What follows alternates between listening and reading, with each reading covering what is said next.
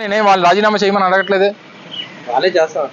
వాళ్ళు చేస్తాం, వాళ్ళు ఏ రకంగా చేస్తారో మాకు తెలుసులే. కానీ వాళ్ళు చేసినటువంటిది లెటర్లు, ఇచ్చినటువంటి లెటర్లు, మళ్ళీ కోర్టులకు వెళ్ళి నా ఎమ్మెల్యే సభ్యత్వాన్ని కాపాడండి, లేదా నా పార్లమెంట్ సభ్యత్వాన్ని కాపాడండి, ఈ రకమైనటువంటి చీప్ ట్రిక్స్ అనేటువంటివి కరెక్ట్ కాదు. ఫస్ట్ ఆఫ్ ఆల్ నేను క్లియర్గా చెప్తున్నాను. నేను చెప్పిన దాంట్లో కానీ మా పార్టీ స్టాండ్లో కానీ ఏదైనా తప్పు ఉంటే మీరు ఇప్పుడే అడగండి, చెప్పండి. ఈరోజు కేంద్ర ప్రభుత్వం, మోడీ గారి ప్రభుత్వం కేంద్రంలో ఒక పక్క తెలుగుదేశం పార్టీ, ఒక పక్క జనతాదళ్ నితీష్ కుమార్ గారి రెండు చేతి కర్రల మీద ఈరోజు కేంద్రంలో ప్రభుత్వం నడుస్తూ ఉంది.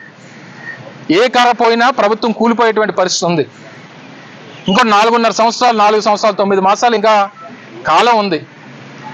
ఈ సమయంలో ఇటువంటి హుకుం జారీ చేయాల్సినటువంటి బాధ్యత ఈరోజు రాష్ట్రంలో ఉన్నటువంటి ప్రభుత్వం మీద ఉంది.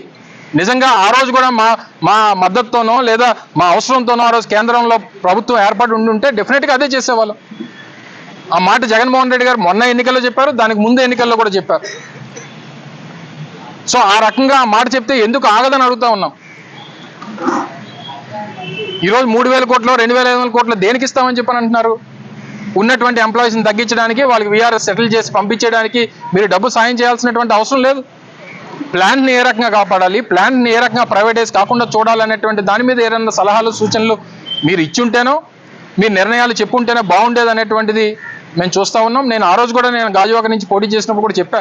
నిజంగా ఆ రోజు నరేంద్ర మోడీ గారు అనకాపల్లి వచ్చినప్పుడు చెప్పడం జరిగింది. ఆయన రాకముందే చెప్పాం, మీరు మోదీ గారితో ఒక ప్రకటన చేయించండి, వాళ్ళు మేము పోటీ కూడా పడాం, మేము విత్డ్రా అయిపోతాం అనేటువంటి మాట చెప్పాం. ఇది రాజకీయాలకి ఒక 5 సంవత్సరాల పదవి కోసం, ఇంకో దానికోసం ఇన్ని కోట్ల మంది ప్రజల తాలూకు సెంటిమెంట్ అయినటువంటి స్టీల్ ప్లాంట్ని ఏమి చేసినా సరే, ఎంత త్యాగం చేసినా సరే దానికి తక్కువే అనేటువంటి విషయాన్ని మరొకసారి ఈ సందర్భంగా తెలియజేస్తా ఉన్నాం.